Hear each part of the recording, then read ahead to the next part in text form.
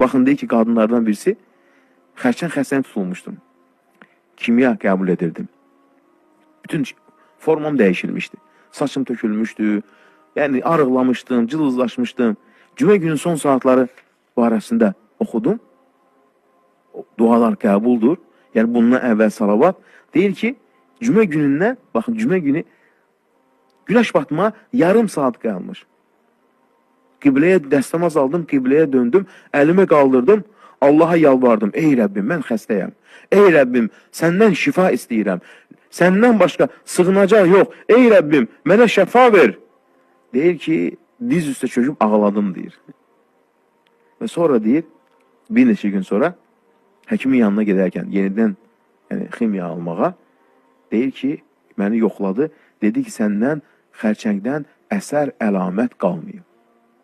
Bax, budur cümə günün son saatı. Və üstəlik bu Ramazana düşərsə və üstəlik o kəs ki, salavatı artırarsa. Baxın, deyir ki, bir nəfər elə bir hadisə baş verdi, qəza. Yəni, fəlc oldum, şikəst oldum, deyir. Hərəkət edə bilmirdim, deyir. Bir gün cümə günü, deyir, durdum evimdə qibləyə. Oturan yerdə, gəzə bilmir. Qibləyə döndüm, deyir. Səmimi qəlbdən, deyir, Allaha neynədim, deyir, yalvardım, deyir. Dua etdim, deyir. Sanki bir anda, deyir, ayaqlarıma, deyir, kimsə sanki kənardan elektrik verdi. Elə hiss etdim, deyir. Və gördüm, ayaqlarım tərpənməyə başladı, deyir. Duamı qəbul etdi, deyir. Tamamilə neynədim, deyir, sağaldım, deyir.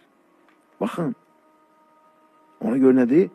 Önəmli. Baxın, deyir ki, tələbələrdən birisi öyrənmək. Deyir ki, cümənin son saatları duanı düşürməzdim dilimdən. Əlbəttə, əvvəl nədir? Salavat. Deyir ki, Allah təala mənə, deyir, o qədər neymətlər verdi, sonda, deyir, utandım, deyir. Həya etdim, deyir, həya etdim, deyir. Gəl, o zaman dualar elə.